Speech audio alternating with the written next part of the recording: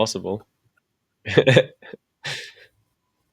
Hey, hello, and welcome back to the Command Protocols podcast. You have our hosts Matt and Andy. Hello, How are you, everybody. Andy? I'm very well. How are you, Matt? I'm very ill.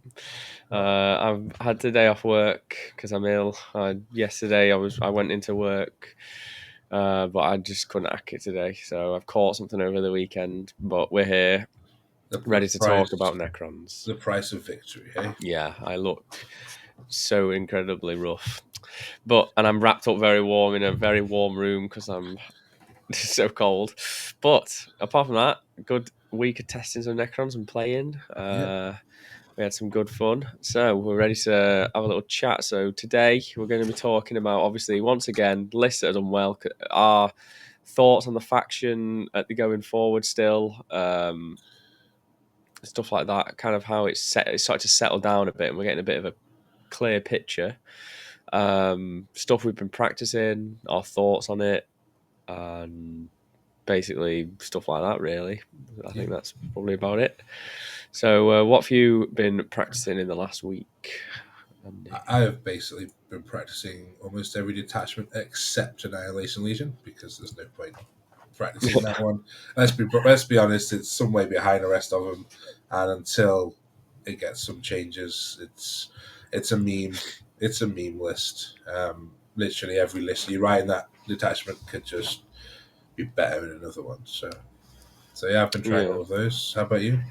I've literally just been trying Awakened because I'm trying to just be comfortable trying different detachments, seeing how they work in the meta. But I'm just trying to make a solid Awakened list because I've been practicing for WTC and stuff, and we've been practicing for Pyra. I've just been helping the Pyra lads from Team England just practice. So just seeing how Awakened does, and I'm pretty impressed with it. It's quite a bit different from the other, going from teleporting Necrons and then moving through walls Necrons, but Yeah. it's really good. So yeah, I think we'll probably just jump right in. If you watched our last video, we made a list for Awakened for me to take to an RTT. Boom. Mm-hmm. And this is the list. So first off, we'll say is we made this list on stream, and then we had some test games, and just didn't. We just made some last minute changes because it just weren't 100% sold on it. So we'll just quickly run through the list again. Do you want to run through the list, Andy? And then Yeah, I'll sure. You'll scroll have to down. scroll as Eddie. So, Yeah, I shall do. Illuminator, Ceros, and Imotech. Imotech gives us a nice CP boost, which is good for this attachment because the strats are really strong. We've got a Hex Mark, which was primarily used for rapid ingress to try and take an objective or just do some secondaries easily. 3 Scorpet Lords, 1 running solo with the Feel No Pain, 10 Warriors and a Ghost Arc, 2 squads of Flayed Ones, some Lich Guard to go with Imotech, 2 squads of Scorpex to go with the other Lords, and then a bunch of Solo Destroyers, 2 little 35.1s, and then the 1-shot, 3 Doomsday Arcs, and then, as I said, the Ghost Arc. So that was a list we built. We felt quite good about it, didn't we, at the end of the stream? It's got a lot of good units that you see in a lot of the detachments, and there's balance, there's some shooting, there's 6 activations of anti-tank, and then you've got a reasonable amount of chaff clearing and anti-infantry stuff there, and some stuff that has to sit on objectives. So it felt strong when we built it, but I mean, I played a game into Death Guard with it, and while I won the game and it did feel comfortable, I felt like it was a little bit lacking in the mid game in terms of just something that could stand on the objective and take a big hit. Like the Ghost Arc Warriors stood and just contested against a Rhino with 10 Fight First Plague Marines in on the opposite side of a wall, because he knew if he came out, killed the Ghost Arc, then he'd just be sat out in the middle of nowhere and get killed. So we played a little cat and mouse game there. But when the Warriors did finally come out, after his Plague Marines finally came out, they did nothing. They literally did nothing. So the first change that I thought we needed to make would be to put a character in with them, because they were always going to be close range shooting, so I wanted to use the strat on them, but then because we had no character, we wouldn't get the full rerolls to hit, which would make them, a lot better in terms of shooting things that are higher than toughness 4. So they underperformed because they didn't do anything when they came out, and so yeah, it just felt a little like Imhotep with the Lich Guard. I didn't really want to throw them into the fight because the Lich Guard weren't quite resilient enough as a squad of 5 to babysit Imhotep, even though he gets back up. So yeah, they didn't really do much either. Yeah, But I had a little run with it, and I didn't feel super comfortable with it because I just really missed that wraith brick. It's so durable, um, and as you said, like being able to sit into the in the mid board later on and just tank yeah, far too much damage. We just missed that. The early game is for Zeraz and the solo Lord, yeah, Lockhurst Lord. go Um, back, Lord. Sorry, yes, Yeah, yes, Scorpec Lord. Sorry, yeah. It's just him and Zeraz. They're really good early on, but and then you got you're trading with your Scorpecs and your actions and screening with your destroyers and uh, the Doomsday arcs for long range damage. But the Ghost Arc just didn't really feel like it fit. I've been really enjoying Warriors and Ghost Arcs, but I've had way more success the more I run. I've tried like several 3+, and that's kind of like a nice where you start to realize that the skew helps a lot more when yeah, you so like just having one is something that your opponent can deal with quite easily. And in Awakened, it's if you got one Ghost Arc in Awakened that's just supporting 10 warriors, then it's probably its weakest format compared to like Star Shatter, in my opinion, where you can um, well, move through walls and stuff like that yeah. and go back into it. The Ghost Star gets a lot more support in that detachment Yeah, as a model itself. I yes, also played on hidden supplies and taken hold, so there was 4 objectives in No Man's Land. So having just Seraz and the Scorpet Lord as like my early push out units didn't really do what I wanted because there was 4 objectives. So I also felt like I was missing a third unit that I really wanted to stand on an objective early on that I didn't mind getting into the thick of it like you do with um, the race. So yeah, we made a few changes to the list that you took to the yeah, RTT in the end, didn't you? So yeah. So this is the list that I ended up taking to the RTT, and it was very similar. So it's the Hexmark, Zeraz, 3 Scorpes, but I dropped Imatech because I didn't want to run him by himself, even though thinking about it, there's no reason not to, because indirect that we'll be shooting him isn't that prevalent, and also he can get back up. Worst case scenario, but not many things in the game are going to be indirecting him when he's got a 2+ save and he can get yeah, back up. So then, yeah, I did them 3. The Technomancer with the -1 to hit enhancement, the stealth, just to make that brick extra durable. Reanimator because it's really annoying to get rid of. 4 at feel no pain. Good screen, really good screen. Good action monkey early on. Again, same kind of role as yeah, Zeraz and stuff. I found 6 wraiths, thralls to make the package of cull. I found that this list was very good at denying, or awakened in general, are really good at denying cards. mm, Like they sit in all the wrong places that your opponent wants to be, and stops you from scoring the cards that they want. I find because they're obviously just like holding primary well, so a lot of the cards work off that and stuff like yeah, that. And then 3 DDAs, same as only one lot of flayed ones. 3 solo destroyers because I had to cut one of the heavies to a normal destroyer to fit the stealth enhancement in it, and that really did help. So yeah, and then 2 heavies with Gauss, and then 2 Scorpus, same as before. yeah. So I did enjoy it. I prefer the changes. This was a list that I was way more comfortable playing because it had that like Jura brick. I find with Awakened that sometimes you'll end up with a couple of cards early on that you can't score, so that'll give you the CP that Yeah, Imhotep would give you, and you don't feel quite so bad cycling a card at the end of the turn because you're getting that CP. Whereas when you're paying for Imotech and then you're not getting the CP, it kind of feels kind of annoying. But yeah, the only thing that I would look at putting in the list as well would be the command badge, just because having extra OC on those wraiths means you don't have to stick quite so many out. Having the extra Resorb really does help their durability as well. But it's difficult to find something to cut unless it was like one of the DDAs. So, how did you feel the three DDAs did? Would you be happy cutting down to two, taking the Arc Um, and the third Gauss Destroyer, or do you think there's just too much single? on UKTC, the three DDAs really helped. Just cover like where one DDA would cover one angle and could move to cover because there's lot of good shooting lanes in UKTC. And then the second one would cover like the other side of the board and another shooting angle. And the third one would be able to like dip in between the two and just like so then you can have two always go into one end. And then later on in the game, having if your opponent can't deal with the DDAs, which did come up, just having three DDAs worth of shooting going into somebody is just really nice. Like I've been trying. I tried some lists with two. I did on WTC though, and I think two is probably good on WTC.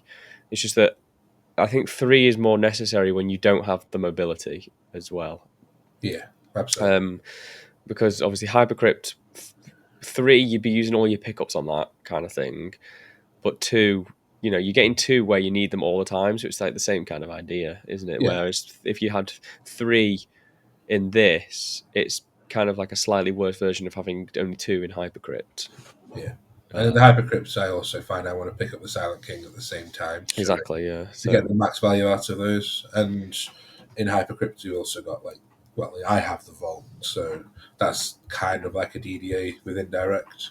Maybe not quite so high strength, but it can still mhm. do some good damage. Yeah, it's really, really good. So yeah, probably just run through my games, I guess. So I played at Black Tower in the week on the weekend, which is a club based around Blackpool. A really nice group of guys. My first round was into Death Guard, Alex, and we do random missions, but it's all UKTC terrain, and we drew basically the first mission, but it was supply drop instead of terraform. So it was like sweeping engagement, not supply drop, and then swift action. And he was playing 18 Death Shroud Terminators and five tanks, pretty much. That was like, and then two little tanks. So he moved. He was like, I don't know how your list plays that well. Like, I'm just gonna do what I normally do. And then he like moved his Death Shroud into the middle, and then I just like killed. I only killed three Death Shroud, to be fair, with two DDA shooting. And then I just stole the middle off him with Zeraz. And then charged some Scorpeths onto his expansion objective. Um, and killed the bloat drone that was on that. And the fucking Scorpeth finally got a 6 on the impact mortals. And then he did 5 mortal wounds. I was well chuffed. It's nice when that happens, isn't it? Yeah, that's probably never happened before. But I did it Yeah. twice in that game. That was really good. And yeah, the game was very rough for Alex because I said to him later that he just moved out. He moved out first turn too early. Like supply drop's all about the late game scoring with Yeah. primary, and he just didn't need to move on to that objective going first when I was always going to deny it and I was always going to shoot him for free. He should have just like rushed everything, like rapid ingress one of his terminators and rushed everything onto the middle at once, and then I can't deal with it all, and then that would be like his way of winning that game. But unfortunately, I just killed too much too quick, and he put an entire 6-man brick of Death Shroud Terminators into the race and killed two wraiths. It was Sounds very about right. unfortunate. Yeah, it was really unlucky, but no, it I, was a good game, really good game. I assume the race didn't kill any on the hit back though. No, I did like 1 damage, two Yeah, damage. they never kill anything, but they just stand there and go, "Well, Yeah, yo, they just existed and took the point, and yeah." I got 100 to 31 that game, so it was really rough. And he was like, "I've never been table before as Death Guard," so I just left one of his tanks alive, Oh, and I bless was you. like, you still won't." Yeah, Um, well, if I ever play him, I'll make sure actually, I'll be table. his first. So my next game was against Ben. I think his name was Ben Pritchard, Mm. and he plays for 6++. So shout out to those guys. And Ben was really nice to play against. He was playing Stormlance Dark Angels with all bikes, like Dark Knight or whatever they're called, Right. bikes with all they all have like plasmas. Mm. 1 second. Oh, I'm ill. And Apologise for that interlude. pardon.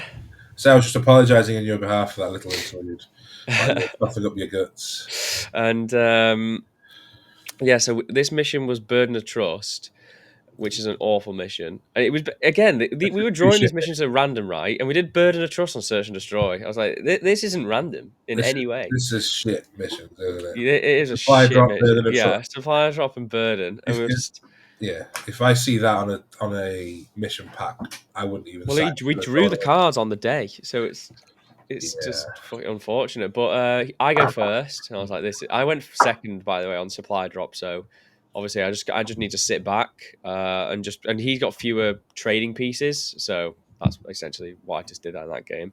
So in game two, he's got. I don't know really know what he does. I kind of know what all of his stratagems are, and that he can advance and charge, fall back and charge. And then he's got like a turn one rapid ingress with this huge bike squad. It's like a giant Black Knight. I'm going to keep calling them Black Knight because I can't remember the name. Bike squad with a command squad, bike squad in it. Crazy. It was like six. No, it was probably like 14. I don't know. It was a lot of models. It probably wasn't that many, but it felt like a lot. And he rapid ingressed in turn one because you're allowed to do that. right. And I just attacked my expansion objective, which had 5 flayed ones on it and some Scorpefs. And he killed the Scorpefs in shooting, and then couldn't charge for some, or he didn't want to charge because he just wanted to hold the point or something like that. Okay. And then and I moved my reanimator onto the middle and my Scorpef Lord, my solo Scorpef Lord with the Field of Pain onto his expansion, just like advanced him on. So you've got to do something about him. And then he attacked me turn one. He moved the lion out to the middle but didn't charge because he just took the point off me. So I should have put Zeras and the reanimator into the middle because his bikes couldn't like reach round. So it would have been easier just for me to try and force his hand with the lion. And then I said he put like scouts on to deny my Scorpef Lord. And then I was like, right, okay, Zaros is going out to make you deal with it. And then I moved 3 DDAs in line of sight to this rapid ingressing unit and shot and killed all but one. And then charged and didn't kill any with the Scorpef Lord that was left there. Just didn't want to do anything. And then my other Scorpef Lord killed a bunch of scouts. And I was like, right, I'm in a pretty good position here. I've killed one of the squads. And that's about that. And so, anyway, long story short, he charged the middle. I forgot to save CP. Zeraz died. It was really, really close game, honestly, right until the end. And then I ended up winning barely. I think it was 71 to 54, just because the DDA killed the line in a tank shock. But Nice. You it gotta was like it it was when that happens. yeah, it was good. It was good stuff. Honestly, I it was really I just didn't know how to play it, so I kind of just pushed the characters out early and sat the DDAs back. I was like, yeah, these DDAs are the key to winning this match, right? Because it's just giant bike squads. Have you ever played against Stormlance before? No, Like, no. I can no, imagine how it would go though. it is super fast, As, really right. as soon as you connect through the DDAs, the bikes will just drop like flies. Yeah, the DDAs were doing work. I just put them down at the back, down all the firing lines, and I was like, if you come to the middle, I'll shoot you. It's just the lion, bloody lone op. I mean, it's Yeah, like we've got the same thing, right? With Zeras, so exactly. it's Although the as and line is a when. little bit more deadly than Zera's, I think. Yeah, the Lion charged Zeraz and a Reanimator, split his attacks, gave 4 saves to Zeraz, which shouldn't kill him because I should pass 2 invuns and then 4 Feel No Pain. So I should take 4 damage. I failed all my invuns and I failed 11 Feel No Pains and just died. I didn't have enough CP to res him because I fucked up earlier on. Yeah, CP management is really important, especially Yeah. when your characters might die, because you're putting them in for a reason, and getting the value out of them is so important for the list. In so many of the games, I think maybe in 2 games I used the res strat to bring models back to the unit. Like I use it twice, once each. You Yeah, just don't use it that often. Use it on race, probably. That's about it. Don't really use it many other times. Use it when you need to. You yeah, just bring a character back every turn or twice a turn if it's like 2 different characters, once in yeah. the fight, once in the shooting. And I was just using core stratagems constantly or advancing every so often with a DDA. I mean, the +1 strength, +1 AP is really nice in melee, especially for the race going to 7-2-2. Yeah, And the it just cryptos, I think they go to 6-2-1. So it yeah. does help, especially against 6-3-1, I think it'll be. I think they're AP2 normally. Oh, the crypto thralls, sorry. crypto Yeah. throws. I Yeah. was thinking Cryptech. No, the cryptech, but he's only got 2 attacks, so he hits on freeze. So Mate, he killed a bike. Like, it was on 2 wounds. He did 2 wounds. nice. Fucking What can you absolute ask for? baller. Yeah. But yes, and I know I'm waffling on a bit, but that was a good game. And then my last game was against Alex Clare. 3 big nights. I was like, this is in the bag. Nice. I was like 3 big nights into 3 DDAs. Like, surely I'm all right. Yeah. I shot 2 DDAs and a heavy destroyer into 1 big night and did 4 damage. I was like, I am fucking screwed. That can happen as well. Sometimes they'll Yeah. do 40, and the other time they'll do 0. I shot another DDA into a little knight, Mm. and oh no, sorry, this was into a small knight. First turn, I did 8 damage. First turn, it was second turn. I shot 2 into a big one and did 4. So I just wasn't doing any damage. I do bring it down. It was Scorched Earth we were playing, Yeah. but do you know that they've changed the maps on UKTC now? So on Crucible, your expansion used to be kind of like that, but now it's like that. But on this one, we were playing the old deployment, so it Okay. was really good for me because it was just open. Nice. But it was also bad for me because it was open, and I his mean, knights could get there. you should be able, once you get into melee with the 2 Feel No Pain characters, and then you charge them with your Scorpex with lethal hits and rerolls, then you should be kind of okay in that matchup. I mean, I assume it was because you won, but I barely won. I literally could have lost. It was very close. I did 2 really weird heroics that I probably you wouldn't think that you'd do them. He charged my 4-up Fiona Paint Destroyer Lord on my expansion with a normal knight, whatever that one's called. You know, the melter one. the A war, hell, not a like, Hellgrave, a Warglaive. Yeah, you're right, a Warglaive. And I was like, right, he might not kill him, but if he does, he'll be able to consolidate onto the point and take it off me because I had 3 Scorpefs and a Lord on there. So he'll be able to take it off me. Um, just thinking about it, actually, no, he wouldn't because I would res and then I'd have 10 OC, whatever. But I heroicked anyway, just so he couldn't even do it, and he couldn't get onto the point because I was on the edge of it. So I just tried to avoid that. And then he charged his big knight into 1 Wraith and 1 Technomancer, but charged off the point. So I basically heroicked with. I burnt up at the top in the later turn, and then I heroicked with another Scorpio squad to get onto the point into the middle so I could get 5 primary. yeah, And I was like, right, you've got to split. You either kill the Wraiths or you kill the Scorpeths. But the Lord was on the point. I made sure he was on the point so he would res back on. So I was going to always get it, even if he could cut through all of them. And luckily, he didn't kill either. He killed the Wraith, 1 Wraith. I think that's what, because he rolled abysmally. He split and killed 1 Wraith.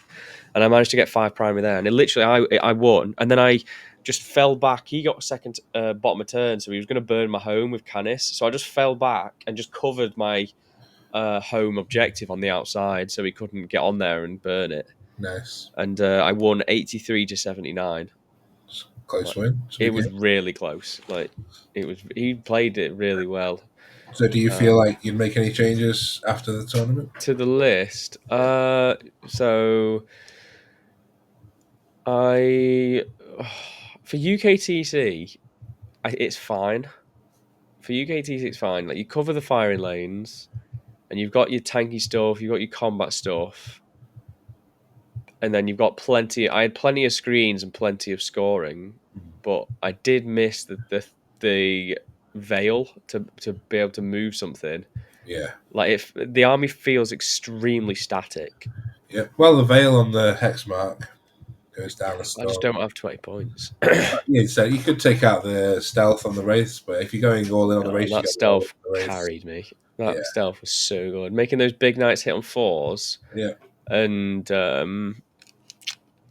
game two making like all the dark angels hit on fours. yeah, Just to make and stuff like guard, which is the point of the list. It makes the tanks hit on fours again.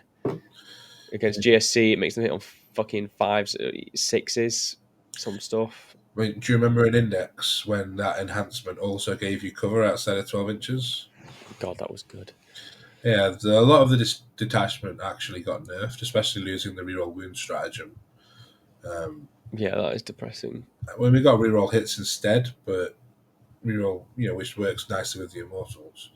But reroll wounds, I think, is just overall stronger, isn't it? But you won the tournaments. Woo. Congratulations. Yeah, I didn't play Jack, but I don't think I'd had too much trouble. It's Death Guard again, but on UKTC boards, so I think I'd probably be all right. Yeah, He lost a very close game, I think, to Josh. So it was not super close on the scoreboard, but Josh was saying that he basically Jack banged a 10-inch charge and won the game because of it. he told me it was an 11, but An 11, sorry, yeah, you're probably right. a But yeah, desperation charge is what you call it. yeah, and he Right? fucking got it. And then Alex was the person that I played against And last same with round, and then Ben I played round two, and Alex I played round one. So all the people I played went through 2-1, went, yeah, which so was good. not too bad. Congratulations. So at Thank you. least we know Awakened Dynasty works. Awakened But Dynasty is still good. people have been playing that for a while. Even when Yeah. Hypercrypt was probably putting up the most consistent results, Awakened Dynasty was still, they're doing X and ones and winning tournaments. So I think it's just what you prefer as a player in terms of what you're comfortable with. But if you want to be a top player, you have to become comfortable with all of them because there'll always be a better detachment in the meta at any one point. Yeah, I agree. It's and so I'm pretty comfortable with this. I'm just trying to find like a list that I'm really enjoying. Then I'm gonna jump back on Hypercrypt again and keep playing that. I still want to play the Vault list. Still think it's good. Like Yeah, it is. It is. It has its counters. So I'm I've like, well, in teams, it's probably really good. Then I've had a couple of Vault games this last week. what have you been trying? So I played a double Vault Hyperlist with the Silent King and triple Hexmark against Oath Marines. It wasn't a full meta list. There was a couple of units missing that you'd kind of expect to see, like a big Eradicator brick. We had small Eradicator bricks instead of one big one. But yeah, that list just put out absolute terror. I killed so many Marines. The game was basically over by turn two. Indirect just killed a lot and forced him to push out very early because otherwise I could just pick out units with two lots of the indirect and the Silent King. And then when he stepped out, I was able, to use all the rest of my guns as well. I lost a Vault halfway through. It didn't explode, which would have been very funny because most of the rest of his army was around it at the time. But it was fun. I felt like I didn't quite have enough units. It was basically the two Vaults, the Silent King as my main shooting, and then I had the destroyers, flayed ones, hex marks to do actions as well, and the destroyers doubled up sometimes when I wanted to shoot a tank or something like that. But it having only two main activations makes it very difficult to know where exactly to put all your firepower because you don't want to split fire too much and end up not killing anything, but at the same time you don't want to overkill things too much and waste a lot of the damage. So yeah, two Vaults is very greedy, but that was a fun game. there wasn't a great deal that he could do. Uh, Maybe he drip fed me units a little bit too much, and he could have waited a turn and then just gone with everything. But it wasn't a good matchup for him. And then I played a one Tesseract Vault list in Star Shatter, actually, against Blood Angels. I know the entire document. It must say ignoring Titanic units about 20 times when they release the document, but it does get the +1 to hit. So I had one test game with the vault just to see how it would do without being able to be picked up. And hitting on twos, it reminds me of index days when I had the enhancement and I was running them with +1 to hit. It was so nice.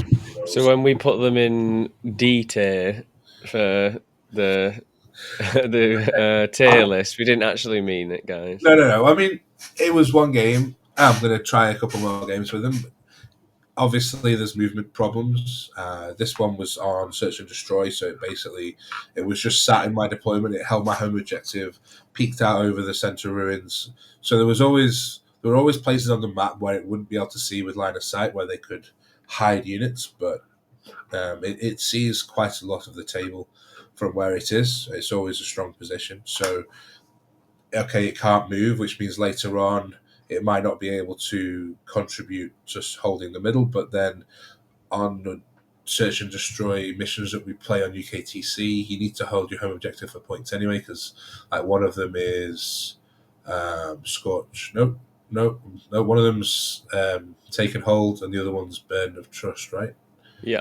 So having that just sat there guarding you with OC8 means I'm not really worried about it losing, being taken off me. So I'm always getting 2 points, which isn't a lot, but it's nice. And then obviously on Taken Hold, it's given me 5 points.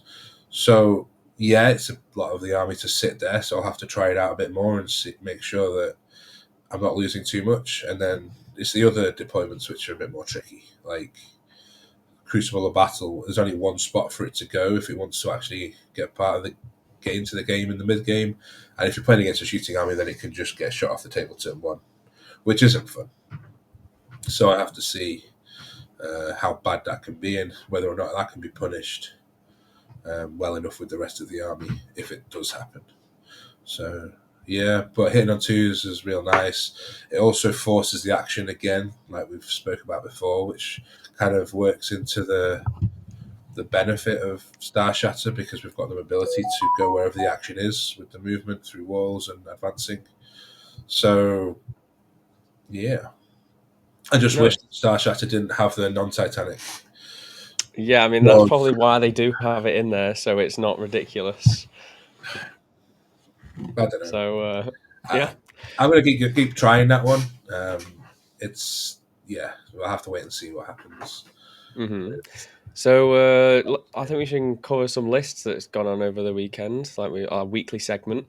So I think the first one we were going to look at was at Frosthammer, and I'm not going to pronounce his name because I'll butcher it. So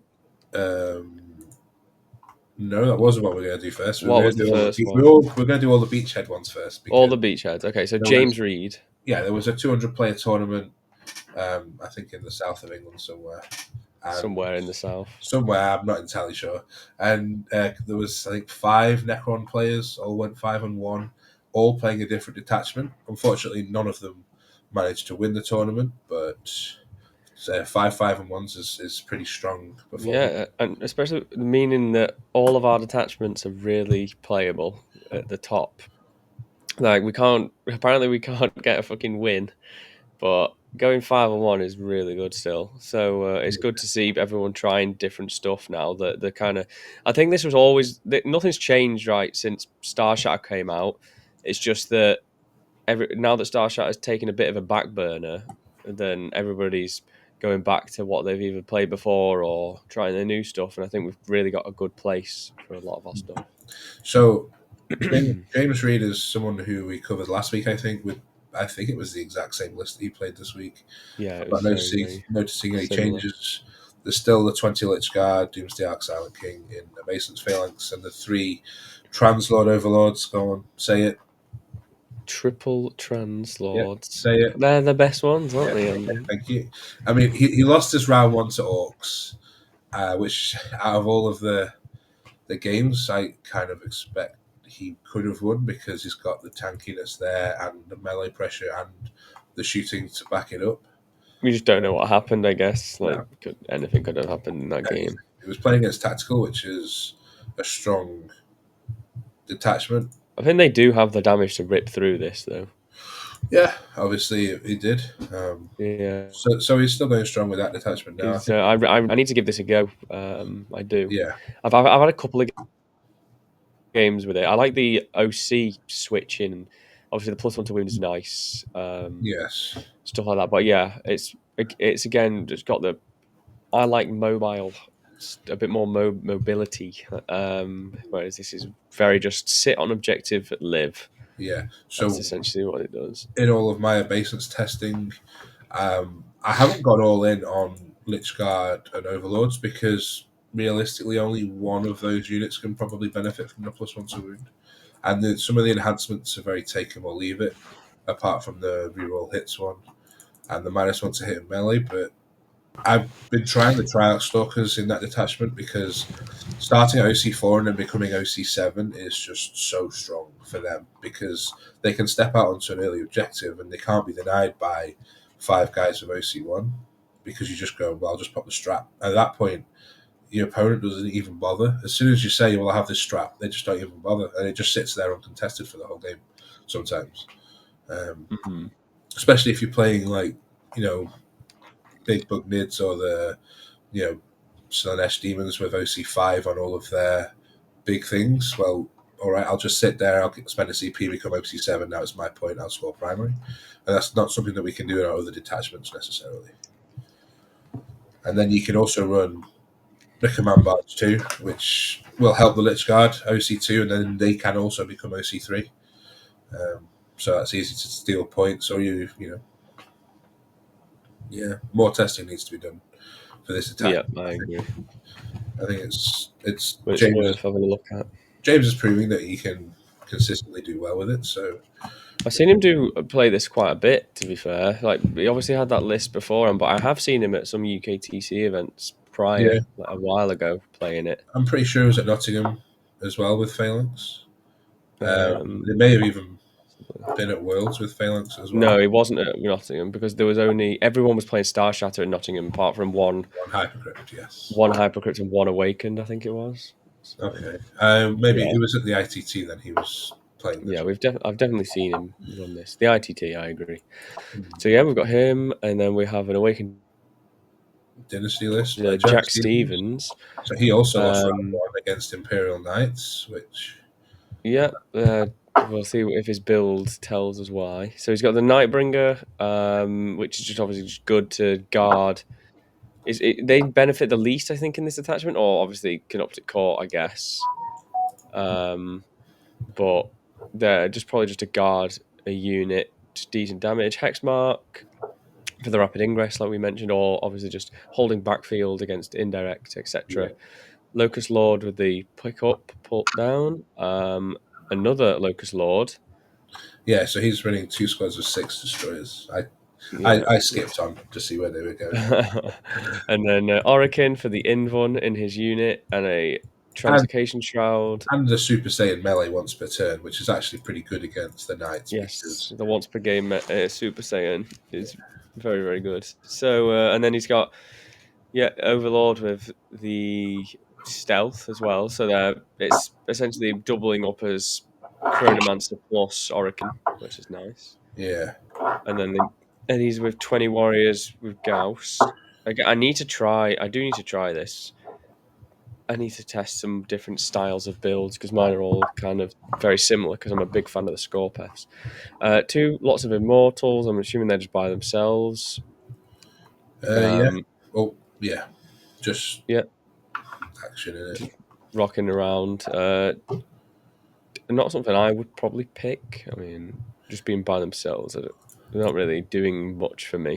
Uh, No. one big squad of 20 with the Invon. They are obnoxious to shift because you've got the Ghost Arc Reanimator combo. I'm assuming actually. that the hex mark will have to Yes, start on the board to go in the ghost arc. the hex mark has to start in the ghost mark, otherwise the ghost Yeah, mark blows up. yeah. So that's a bit kind of 6 scarabs, which is just wild. Like one technomancer. yeah, It's probably just a screen, move block, etc. And yeah. decent into some Well, it could also be a melee protection against the vehicles. warriors. I'm not sure. Like I like know that's too terrible into knights. you charge the warriors, and then you heroic with the scarabs just to stop so many models from piling into the warriors that they have to fight the Yeah. scarabs as well. And then 5 death marks, 2 lots of 6 Gauss locusts Yeah, or Lockhursts, and then two lots of 2 heavies, yeah. which is it's a very interesting list. It's different, isn't it? It has Yeah, it's it nice comes to at you see. from a different angle than you'd expect. But I find the locust destroyers at their worst in this detachment almost because they don't get any movement buffs and they don't get any damage buffs really from the detachment. Yes, you can do reroll hit rolls if you get up close, but it's a very ungainly unit. So how it gets up close without the It's opponent, just I the mean, one. It's one just the has the one that veil, can. Yeah. but then yeah, I mean you could use and then having Orican with warriors as well is an interesting choice because for Orican himself, he wants to go with Immortals. So when you do go that Super Saiyan, you're actually re-rolling all those dev wounds so that you don't miss with any. I think the survivability of the 4-up invuln is just better for the warriors, right? But That's how the main reason you're taking him is but the how invuln. many units are going to be shooting into warriors with like AP2 or more? Most of the anti infantry guns that you come up against that want to take out warriors are going to be AP0, AP1. So then the 4 people doesn't really matter because they're going to be saving on fours anyway. I guess it's the same for combat, right? Like it's still good in Yeah, like for you the mentioned, for and the that's probably com- what you're going to be doing is wrapping, trapping yeah, I with would like to warriors. have seen I probably would have done like an what's that character? The fallback character. the Royal Warden. Yeah, I would have liked to see that rather than the Overlord. And is that probably what you might have said? But I would also like to have seen the Veil on the Overlord potentially because at least it gets the warriors into position early, hmm where they can then actually get into the game because they only move 5 inches. But I I guess know, that's why he has gone the Translocation Shroud to go 11. yeah, but that's then they don't do anything after that. Whereas at least with the Veil, they can get into position and still shoot some They sometimes. could shoot. They could shoot it to give him assault, right? And then it's 0 CP. Yeah, I So suppose. they move like 11 and shoot. Yeah, So that's it's not. It's not, decent, I think. It's not just a too. different thing. Yeah, I mean the Overlord gives you so much value in these infantry squads with the strats because the melee, the melee buff with +1 on AP, +1 strength. Actually, okay, they've only got one attack each, but it helps the characters as well. And then you've got the reanimation strat. Where you're going to be spamming that quite a lot, aren't you? Um, hmm and the assault, like you say, if they want to advance and shoot, I mean, it's still only a 23-inch threat range, but that's probably enough to at least get them to shoot something. Yeah, I think it's definitely worth having a go. I do want to try it myself. I need to try a lot of different things. So I could see running 2 Ghost Arcs, both with 10 warriors inside, and then a 20-man blob as well. So, they can pop up on the centre and on a flank, and then the other warriors can like stand in between and then go where they need to, and you've still got the extra warriors in the from the Ghost Arc. And then if some of your warriors in the 20 blob actually die and you go down below, well, you can actually get in the Ghost Arc once you go below 10 as well. Yeah, yeah, I agree. But yeah, I like it. It's nice and different. He's done well. Yeah. I thought he might have had a good chance into Imperial Knights Yeah, I mean with this list. you've got a lot of you got the 6 blob of locust re-rolling for lethals. You can have you got 4 locust heavies. You got the Nightbringer. These are all good into knights He's as got a well. lot of good anti-tank, Yeah, realistically. although the locust destroyers really need those lethals because they'll be winning on sixes with everything. I mean, a lot of this army is winning on sixes apart from the Gauss destroyers. Yeah, it's just that's Everything. probably what he's going to be doing. Moving to there, the closest. If they're on an objective, it's like Yeah, 5s re-rolling. and the knights won't have a problem dealing with the warriors themselves, depending on. And then he's probably got the Nightbringer to protect in case he gets tagged. Probably. But Canis does just slap the Nightbringer. Oh yeah, for sure. Flat 8 is a hell of a drug. It is, and I did experience that on the weekend. he's got a lancer as well. Hmm. So, like, if either of those two get in melee, then yes, Yeah. the Nightbringer. Right. Yeah, if only he could get the Nightbringer up. If only he could use the strat to get the Nightbringer back up. That would be so good. Okay, Right, so let's jump to the next one. So this is James Grover. yeah, He's one play. of the lads that we covered before as well, Yeah. from Goonhammer. He's playing Canoptic Core. He's taken this before. This is It's clearly his second version, clearly the and second yeah, version. he's got it's pretty cool list again as well. So what's he got in there? It looks similar. So he's got the Nightbringer as well. Serraz, Plasmancer, Royal Warden, two Technomancers. So the Plasmancer and the Royal Warden's probably going with the big squad of Immortals, and he's just got one squad of Immortals running around by itself, maybe to hold his home objective. And two Doomstalkers. I like the third one in there for the same reason. You want three DDAs in that you can cover the angles a bit better, and they don't often kill things by themselves. So being able to double up their shooting into the same target is often necessary. And then at the bottom, just some chaff to score points: flayed ones, destroyers, and two blades. So yeah, lost to or Space Marines, right? Did he? I've not seen what It was Blood game we Angels, lost to.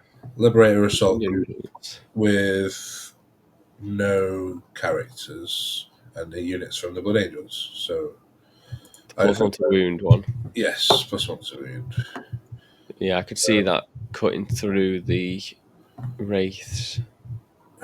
Yeah, I mean, you probably need two squads to get through it, and then you can reanimate in between. There's interrupt as well, and the reactive move could be quite good to try and do a few mortal wounds with those wraiths. But there's no crypto thralls, so there's tank and there's no reanimator, so he hasn't gone quite all in on the tankiness of them, has he? No. But still, I mean, 5-1 is a good result. Yeah, he's done well again. Right. Next one. Next one, David Lewinsky. Lenuski. Lenuski. There you go. Sorry, David. Yeah, And he's back on his classic Vault 3 Catan 2 Doomsday Arc yeah, list. I don't think he used to have the Doomsday arcs. So No, he had a fourth Catan. yeah, it's I think like it never left. yes, I think he's seen the light though. Yeah, he played Tyranids for one tournament and came back to Necrons. So Yeah, he's back in it. back home. Yeah, Um, it just does what it says on the tin. It's just a stat check, a horrible, horrible stat check to play against. And the yeah, list is getting ever smaller after each nerf. exactly. As the Catans go up, the Vault goes up. Yeah. Yeah, DDAs go down, so it balances it all out. a little bit, but Yeah. the hex mark's going up as well. Like and having to take Dimensional Overseer now, so that's Another automatic 20, 25-point tax on the whole 25. army. Yeah, Yeah. But yeah, it's just very simple. but Some people can't deal with 3 Catan and a Vault. yeah, Some people can deal with 3 Catan by just ignoring them, but can you deal with a Vault that's also really hard to kill and is just yep, in your face? and the Doomsday Arcs as And the well. Doomsday Arc's also blasting you. But he did lose to Imperial Agents somehow. Yeah. Not So the I have secret to ask source about got that that. on as a red on the matrix. Clearly, Yeah, um, it's yeah, but he's done well. Not too much to talk about. It's very just simple of what he does. yeah, he's been doing it for a while as well. So Yeah, he's done it for a long while. All right, right. and then we've got Will Griffiths. Have we? I believe so. Okay, yeah, I you've think got that's Will the last Griffiths. one. I don't have a Will Griffiths, but yeah, go for it. Oh well, I load it up. There we go. Nice. I think yeah, he was playing Star Shatter. He was the other person that went 5-1. The last person. The only one who was 5-0 as well. Yes, he went 5 and yeah. So he went 5-0 and then lost his last one, right? Yeah, so he played against Bridgehead twice, round 5 and 6. Won the first, lost the second, Which is and unfortunate. yeah. Well, I mean, that matchup you could say is a 50-50 at best anyway. Yeah, So the fact that he went 1-1 in that matchup is, well, you kind of expect it. yeah. So Command Barge with the rerolls, Simatech for the OC, Technomancer with -1 damage, Silent King, Race. Wraiths, do 2 DDAs, 6 destroyers with no Lord. God. No Yeah, lord. Ophidians, Scorpio, Scorpio, Stalker. yeah. This is So, interesting. I mean, it's a greedy list because you've got the command barge for the rerolls probably running around with the Locust Destroyers, but no Lord for ignores cover. I think I would Well, rather have. why? When they re-roll anyway, the locusts. They do it into like the Christmas fairyland. You're the closest target, and you're on an objective. Yeah, But that's pretty good. if people know what they're doing, they're not standing on an objective. So you're not getting the rerolls, and you're not getting your +1 to hit. I would very much like to have taken the Lord with the ignores cover enhancement instead of Imotech. I think that would just be me. Um, Mm-hmm. it's just going to increase the efficiency of those Locust Destroyers a lot. Giving them crit fives when you got some rerolls, giving them AP kind of, AP2 with ignores cover is a lot better than just AP2 because a lot of things will be in cover. And yes, you got the Triarch Stalker to give you that ignores cover, but I mean, then you've got two bulky units plus the command barge all need to be in the same kind of general location, and sometimes you can't do that. Yeah, it's very greedy list, as you said. It's got like big brick of race, big brick of Scorpeths, sorry, Lockers, and then two DDAs and Silent King and all that jazz. So it is And pretty greedy. again, we see race without the reanimator and crypto thralls. Yeah, I mean it's probably just a cheaper version. You don't have to take it. It's just I just like the threat of I like the threat of just being even more tanky. Yeah, But I mean, he doesn't have the points, does he? He just can't. He can't afford that with all this other stuff. So no, no, and then he does. 180 points for six Lockhurst is really good. Is it though? I Like think you've so. got three shots each. I hate these things. They're just tanky. They are But pretty what? good for that. Okay, but But, what are they good into? well, they're just tanky guys that you just send out early, right? -1 damage them early. Then they just go out. It's like, can you deal with 18 wounds? Is it Uh, 18 wounds at yeah, decent. -1 damage? Potentially -1 to be wounded. Yeah, but then you Like, can. it is and then the Wraiths do the same kind of thing. They're also tanky. You have to commit quite a bit into them. Like you have to commit more than 180 points to deal with them, and I think that's the point of it, right? Is that you then punish. But Yes, but then he's I only doing agree. that. He's only doing that punishment with the Silent King and two Doomsday Arcs, though. Which, Yeah, that is the thing. The command barge, I think that would be the first thing I'd cut. But yeah, Command Barge Imotech for me is what I would cut, and that gives you 250 points. So, you're talking about maybe a Lord for the Locust Destroyers or the third DDA, maybe a Scorpec Lord to go with the Scorpec Destroyers just to help them. And he also, I know it doesn't really matter, but he doesn't have the plasma sites listed, so I don't know. He does on the Ophidians, but not on the Scorpec, so I don't know if the tournament organisers noticed that one, but bit naughty if he's like, "Oh, I'll give him Devons." Easy oversight, I guess, but I did the same thing, so I forgot to list mine. terrible. I mean, it's free, so like no one's It going is to tell free. you. No one's going to tell you off for it. No one's going to It's care. not the WTC. No, If my opponent were like, you know, got that listed, mate, that free yeah, war gear, I'd be yeah, like, well, fair enough, I guess. But yeah, all right, well, yeah, those are the top performing lists for the Beachhead, and then we've got just two others, I think, the yeah. ones that caught our eye. So the first one we'll jump to is the Frosthammer. Yep. By Sergei Yelinin Yeah, I'm not going to say it. And then he played Canoptic Court. as well. Again, another Canoptic Court. I love this list format. Can fit it all on one page. Mm. Like Luminor, Plasmas, Royal Ward, and Techno, two of everything. Yep. Then he's got 40 warriors, which is Interesting choice. Yeah. bonkers. And then Death Marks, Ophidians, 6 heavy destroyers with Gauss, 12 Yeah. Wraith. Yeah. Mate, Crazy. makes you think about the heavy destroyers, because do you want 3 shots with flat six, or would you rather have for 15 points more the invul and the dev wounds potentially? Yeah, I And like. also he's I, got it's cool. It is cool. I yeah. think it's very cool.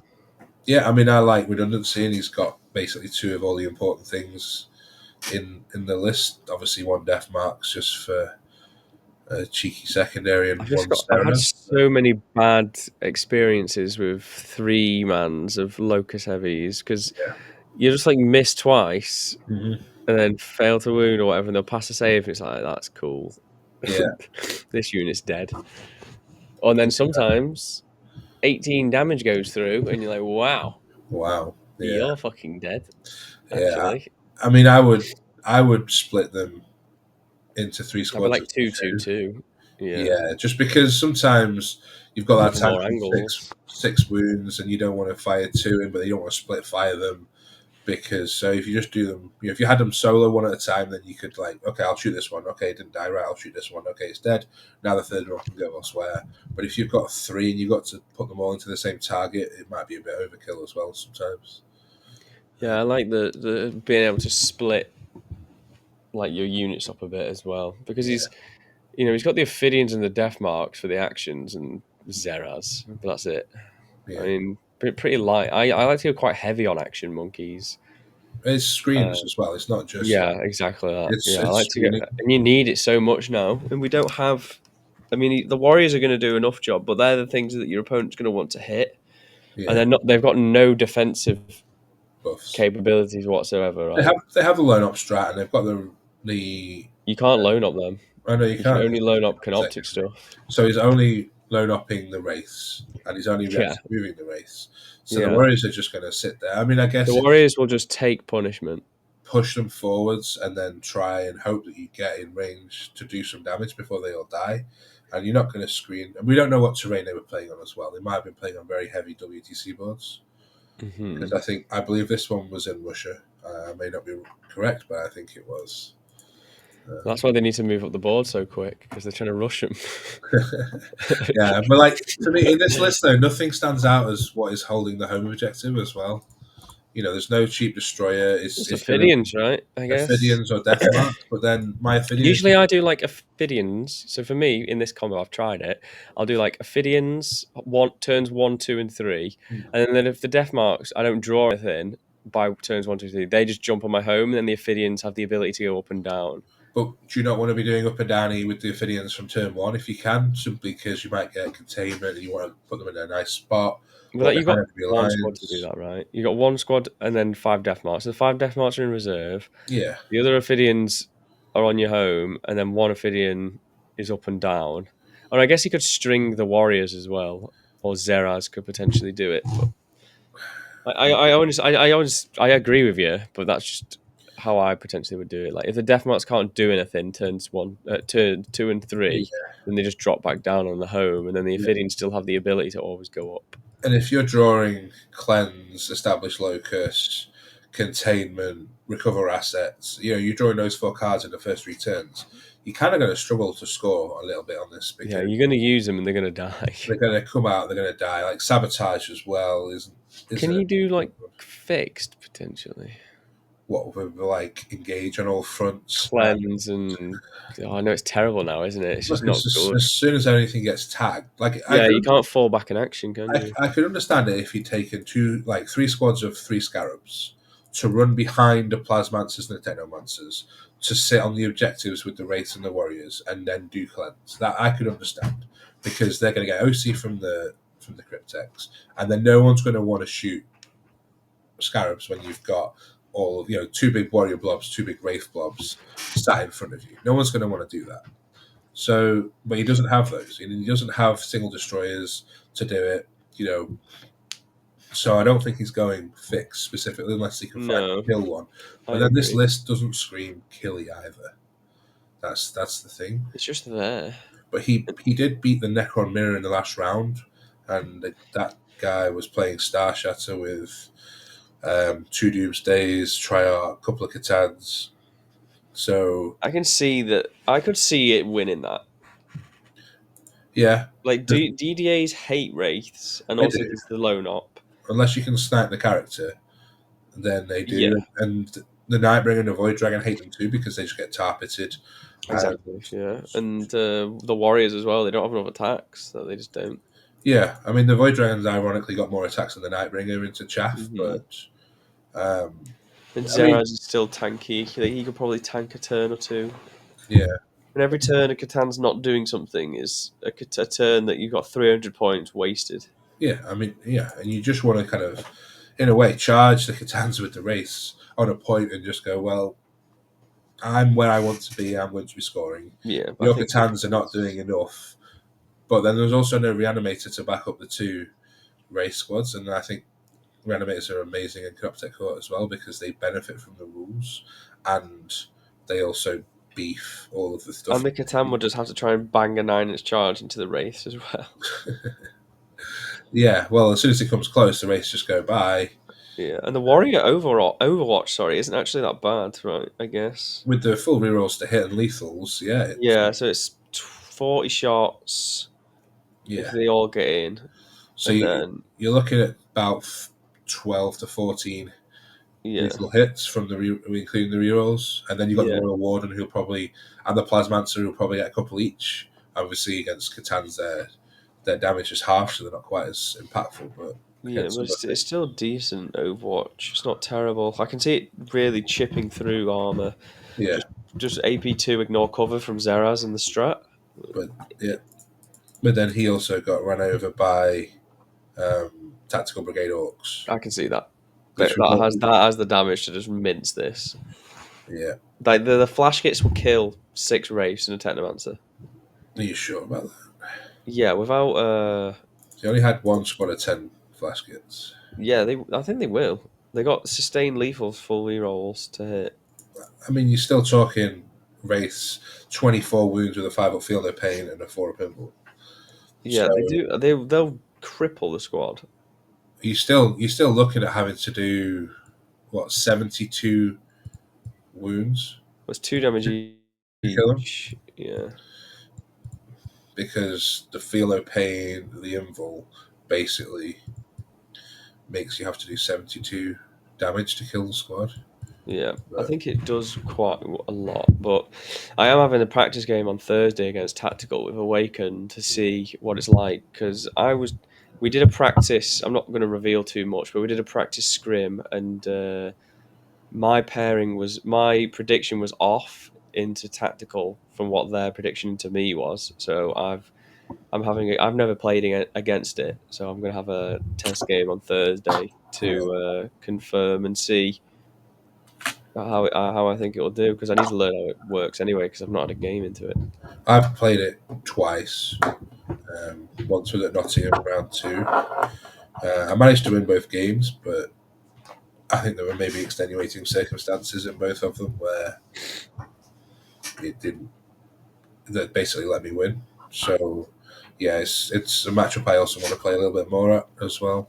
Yeah, I need to just play the ones I don't want to play like guard and orcs because I and probably Slanesh. I just want to see if my theory that phase locking these armies with Awakened is going to work. Because if they haven't got the melee, then they can't get through the characters quick enough.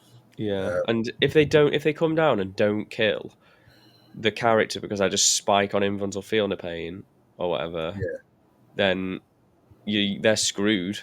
Like, I mean, yeah, one of my practice games was against Custodes during the week. I played a bit of a weird list. I wanted to combine some of the things we've been talking about. So I had the Wraith Blob with the Cryptos, the Reanimator. I had the Night Scythe with the Immortal Bomb, with the Overlord and mhm. the Plasmancer. And I had Imhotep by himself, just holding my home objective. And then I had the Doomsday Arcs as well, obviously. And Seraz and the Scorpboard. And yeah, to be honest with you, the plane and the Immortals did nothing as you'd expect because AP0 into 2 up armor saves doesn't do a great deal. The Wraiths got charged by uh, wardens. Turn one, because he got Cull the Horde, and I'd put them in the centre, so he was like, okay. And they basically just sat there for 4 battle rounds until he finally killed them by charging in a squad of Terminators and a squad of Venatari to have enough damage to kill them in a turn. And then Seraz, he got charged by 5 wardens and a blade champ, and the first activation they did 1 damage to him. He then whiffed. Obviously, didn't kill anything. I never get to kill anything with Seraz. And then the second activation, they just flat out killed him because he rolled better and I rolled worse. Whereas the first activation, he rolled badly and I rolled better. So it was a really weird game. But because he didn't have the shooting to actually kill the many units, it was, he did his job really well because it took 2 rounds of melee to kill Seraz after the first time he died. And then the same with the other Scorp Lord. He was just in combat eternally with a Blade Champion, and the Blade Champion lost the battle in the end because the shooting was just so lackluster that he could only rely on melee. So he was never actually killing things. Mm-hmm. I managed to win the game by 2. I don't think I ever deserved to win the game. Like the Immortals, the plan was, like you did with your Storm Raven and Grey Knights, was to rapid ingress the plane, deliver it to his back objective, kill all of his little, prosecutors or witches, whatever he had back there, and then force him to come backwards as well. But then I'd also be in the planes, and because he doesn't fly, he wouldn't be able to charge. I mean, I didn't know what he was bringing. That was the game plan, no matter what he was bringing. But then he just dumped 2 grav tanks on his home objective for the first 2 turns of the game, and I couldn't do that. Not great. Mm-hmm. So I had to come down and try and shoot some wardens and stuff, and it just they didn't do anything. So it's AP0 is a tough one into It is. custodians. I had a practice game earlier this week with my Awakened, but I had 2 DDAs and it was on a WTC map, and he was playing Stephen Box's list from the ITT. Right. So it was like 2 Warden, 2 Blade Champ, 1 big squad of 3 bikes with a captain, 2 lots of 3 Terminators, and 2 lots of Venatari. The Venerable And Dread Knights? Red Knights? no, it wasn't that detachment. It was Shield Okay. Host. So, Okay. and he just basically the detachment basically what it does, or this list, sorry, is what it does is it has the wardens down, and then it has the ability to just dogpile one side of the board really well by picking up the Terminators, rapid ingress in both squads of the Venatari, and also the bikes can kill something and then just move like flat whatever Yeah. 12, I think. And the Immortals after they do that too. Yeah, like because of the captain, and they don't even have to kill it. I think they can just move after at the end of the fight phase if they are in engagement range or have been.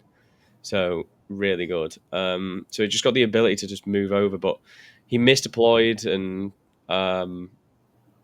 but I just couldn't with shooting. The DDAs did a bit, and if I didn't have them, I think I'd really struggle. But those blade champs, I'm used to playing an army that has 4 up invuln on everything, Yeah. and he would just be like, "Yeah, AP4," and just mince through everything, like the score paths, just Yeah. absolutely mince through. I was like, oh no. Yeah.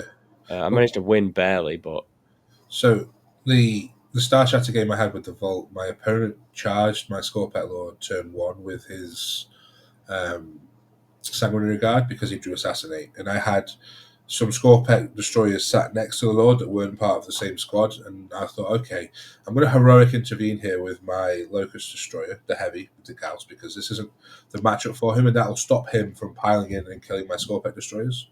So I paid the CP to heroic, and then I failed to charge. So yeah. I lost my CP and I lost some of my Scorpet destroyers, and he killed the Lord. But then I tabled him, basically. He quit at the Good bottom of trade. turn. He quit at the bottom of turn 1. Like he got 3 units left at that point. He just literally came at me with everything, and I just went, nah, it's not going to happen. Delete it. Yep, deleted it. He wasn't expecting that at all. We do have one list now, I think, left to look at, right? Yes, we do. It's John Work, I From think, from Zuki. Bazooka Games. Hypercrypt. Hypercrypt, what we like to see it. Yep, but this one is different because this is the first one we've seen, at least this year, that has a monolith in it. Yeah, let's go. Monolith Flayed ones, 2 DDAs. Excellent. Yeah, Deathmarks, Wraiths, Reanimator, yeah, 20 Warriors. All these people, dude, 20 Warriors. yeah, 10 Immortals as well, and then Overlord, Chronomancer, Hexmark. So in the certain matchups, you can switch between if you want a Chronomancer with the Warriors or with the yeah. Immortals. So if you remember a while ago, there was the two monolith build that was taking two squads of warriors, one with a chrono, one with a plasmancer, and then I think someone's realised that okay, you can split warriors and immortals, and they do slightly different jobs based on what you need. But he's got the flayers on the warriors, Oh, wow. the 24-inch no AP, almost to the point where you never see them. You might see one in a 20 squad with a Chronomancer to give them the extra range for move and shoot, but Yeah, I didn't notice that. yeah. And he's got the deep strike on the Overlord, so he'll have like one hammer unit and one annoying unit, and then he'll have one, and they'll flip it around based on which he needs. Um, Yeah, I don't like the Flayers. AP0. I mean, you assume that most of the time what you're shooting will be in some form of cover anyway, especially with it being a 20 blob plus two characters.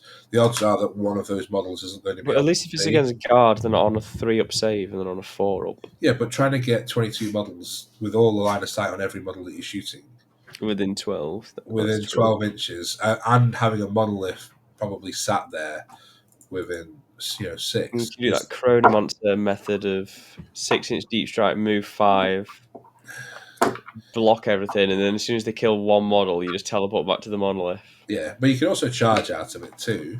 But then why would you do that with warriors? Because they're just so bad. No, yeah, it's just a big move block that then Yeah, disappears. exactly. So, but that is very CP intensive, and he doesn't have Emotech. So, and because Hypercrypt tends to be quite good at scoring secondaries, um, he probably isn't shipping a lot of cards. So he's probably just relying on 2 CP a turn. So I think he's going to have to build up that CP like a big bank at the start to be able to do that in the mid game when it really matters. Obviously, it'll cost 1 CP for the first one with the Overlord, but after that, it'll be 2 CP.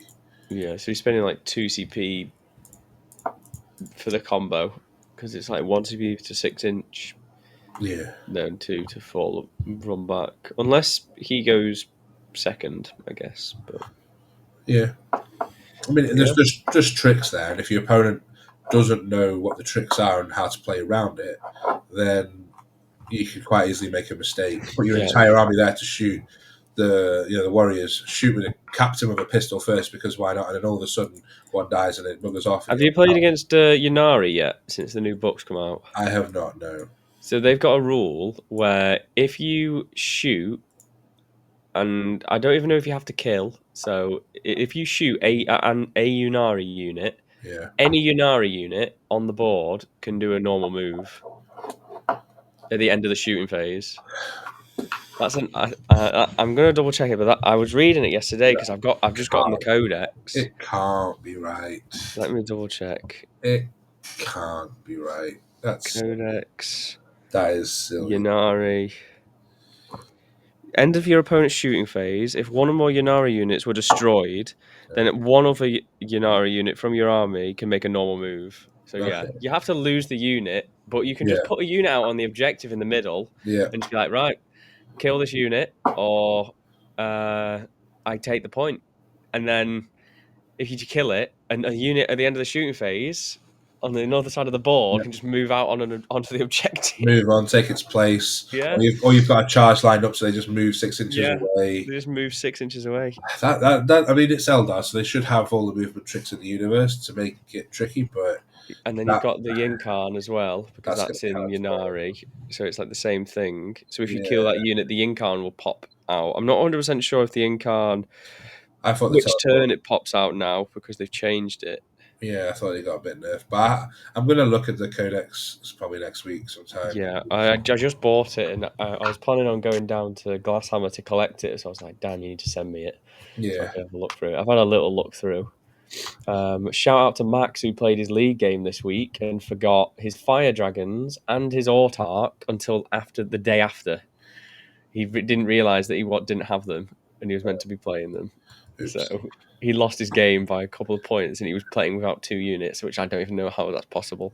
Well, those units would be quite instrumental as well in that game. Yeah, a bit so. Shout out to that. But yeah, so looking at all these lists, we can run fucking anything, and then we're gonna pop over to Yeah, Meta Monday, yeah, and where we are back on top at a cheeky 57% win rate, and yeah. Star Shatter is for nerds and it's all the way down at the bottom, even though It's the most people are playing it. I mean, we've gone from being the most popular army to I think like third or fourth because Tyranids tied us, Chaos Demons had more, Death Guard were one less, Guard were more players as well. Space Marines obviously more popular. So we were the most popular army. Now we're not, but we've had a good run. I think a lot of the Beachhead guys did a lot for that win rate Oh yeah, specifically this week because there were so few players for us. Everyone's it seemed like a quiet week in general. I think for in terms of tournaments, and then Star Shatter at the bottom, but like all the ones above it are just kind of low numbers. That Awakening this is only 5 players. Warpbane Task Players. Force for Grey Knights. 10. Let's have a look Oh, at that good. one. Where's that? 45% win rate. It's quite far down. It's just below Blood Yeah, Angels. yeah, Not good. no, not good. Sisters, Gene Stealer Cult. I was reading, so I thought the Gene Stealer Cult, which one is it? Host of Ascension. I was like, this. I was like, we were trying to pair into it. And I was like, I might do all right, and I wasn't sure how it did. And I was reading through the rules because I also have the codex for that. And it's just so much damage. Yeah, And then it's got a stratagem. If you shoot one of the squads, it can go back into reserves, yeah. So you got to which kill it, is or so good. and because Yeah. they've always got ablative models with trashy weapons that they can just pull It's first. just 20-man squads, right? Yeah, so Giant 20-man squads. you kill 14 of them. Well, you haven't actually killed anything because it's only the 6 guys with the good weapons that they care about. Yeah. And then Yeah, they get sustained lethals with certain characters. One character gives full rerolls to hit and can take an enhancement for lethals. Really yeah. cool. So I Like need to have a couple of test games into that. you look at this, and I think what we see is people struggling to predict what the meta is going to be and build lists to do that. And I think at this point now, you just have to forget about trying to guess what the meta is going to be. Yeah. Just build like an all-rounder list that can beat everything because when there was, Necrons at the top with Hypercrypt Legion and Grey Knights doing really well, then you've got to bring infiltrators and screens and things like that, and things that can overwatch nicely. But now that doesn't happen, so you don't know whether to take Yeah. it or not. And There's then, like anything that can win. yeah, so we have some good detachments that have got some good strength when it comes to playing against like anything, Yeah. which is probably why we've done so well. But at the same time, last week we were on. Was it last week or the week before? We were on top with like a 52% win rate or Mhm. 53, which is kind of crazy. So it's hard to really draw a lot of conclusions from this. Yes, we're still doing really well. I think also we've seen a lot of players migrate away from Necrons, which is why we've only got 34 Yeah, players. you cowards. But then, so because they haven't been playing other detachments, they also might be, reducing their win rate a little bit. Um, Yeah, we've got so many. You can build a list for Necrons with nearly anything, and it can do well if you know how to pilot it, is it which is what time? I love about this army. Is it time to go back to our tier list and change that we own it column to something else? Maybe Everything is we own it. everything is we own it. You can just play whatever you want. Just You can play watch whatever this you space. bloody At want. some point, we're going to find an obelisk on top as well. Yeah, just you wait. Reddit. Yeah, I was someone's. having a discussion with some people on Reddit. They were saying like the obelisk is terrible. I was like, it's Um, not that bad. a friend of mine has, well, somebody I know has taken an obelisk to an RTT. I think it's this coming weekend. I'm not sure how they're going to go, but they did it because we put it in A tier. Sorry, in S tier. We put it in Nice. S tier, and someone's going to take it. I think they're going with. I think it's something like one Tesseract Vault, 2 monoliths, the obelisk, and the Silent King, and then just trash to try and fill out the points. So Easy. a horrible stat check army. and let's see how it goes. Because that I Yeah. quite want to play that list. Actually, it sounds If quite it does well, we were right all along, and if it doesn't yeah. do well, it's Obviously, player diff. they're a terrible player. Exactly. Yeah, there's no in between. But I wish But them the best of luck with it because it does hmm sound fun. I would yeah, try it myself if I had an obelisk, but we have yet to I make think that mistake. Necrons as an army just have a good place in the meta where they kind of just exist against a lot of the good armies. Like they're just annoying to deal with. We don't get like just beaten by that many things. Yeah, we're a good army that can give everything a bit of a game and not get rolled over. I mean, we shouldn't be getting rolled over. You know, Yeah, we we have durability where other armies might not do, but we don't have the damage output necessarily. But we can focus the fire down we a lot. don't have any toughness 3. Blessed. We've got toughness two though. Yeah, we got toughness 2, Got toughness but two in no spades. toughness 3. Them scarabs. Have you tried the 18 scarab for spider list yet? No, I've not. I'll have to. That's on the back the back foot. That's a bit Well, further back in my. I want to see the report because it's stronger than you think actually. So Yeah, I need to give it a go. But there's a lot of stuff that just kill it very easily. say that about anything, right? Yeah. Only Well, take they're weaker oh, than warriors. only takes one Tyrannofex to kill a Tesseract. True. True. Very true. Not So yeah, Richards though. no, no, They wouldn't hit. no, All right. Well, yeah. Is that I think everything, or is there anything else that we want to talk about? no. I mean, have you got anything coming up next weekend? No, I'm taking a bit of a break.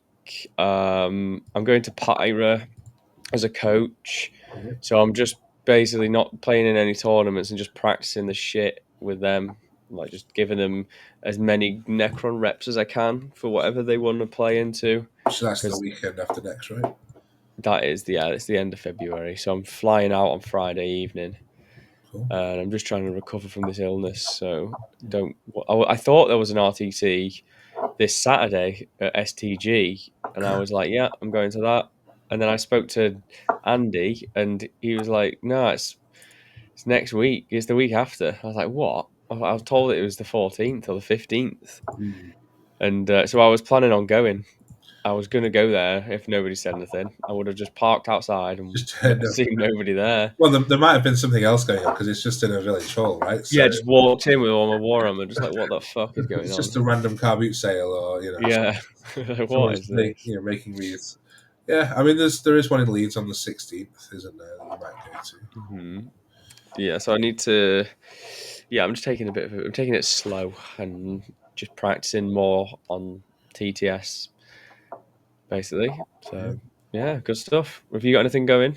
I Anything? just have this small RTT, which is the Carnage Champions one. So winners from the previous year who won an RTT or a GT there just get to be invited and play this one event. 16 players, I think it's going to be, so just a small one. Nice. I've submitted the same list that I've been playing. Try all these new lists and then just no, I just end up playing the same one. But I think that's the right call is just to keep playing the same list, even if it's not maybe perfect. You get the reps in and you know how to approach certain matchups, and that's slightly better than just taking a random list. However, I'm going to try because we've still got a bit of time before the official list submission. I'm going to try a little bit more with this Tesseract Vault and Star Shatter and see if it's actually viable because I do like that model. And a little RTT is what better place to take it than that. So Nice. we'll see how that goes. Sounds good. Well, don't know what we've got coming up. Probably do another tier list at some point, as we always say. Mm. But I need to recover a bit, and we'll probably do another episode next week or something. Yeah, definitely go through my Yeah, tournament. We'll go through maybe absolutely. an RTT if you go to one. Whatever Yeah, and else I'll has just been talk about going my on. practice games. Probably more developments. I'm going to be trying a lot more different styles and detachments. So I'll just go for that. Nice. All right. Well, catch you later, guys. Remember, like, subscribe, all that cool stuff. I don't say that enough. Apparently, I need to say that, but I don't know why. If people even make it this far into the video, we've Yes. been chin wagging for a while. But yeah, catch us in a bit. See Yeah. you later. Thanks for listening, mate. Bye.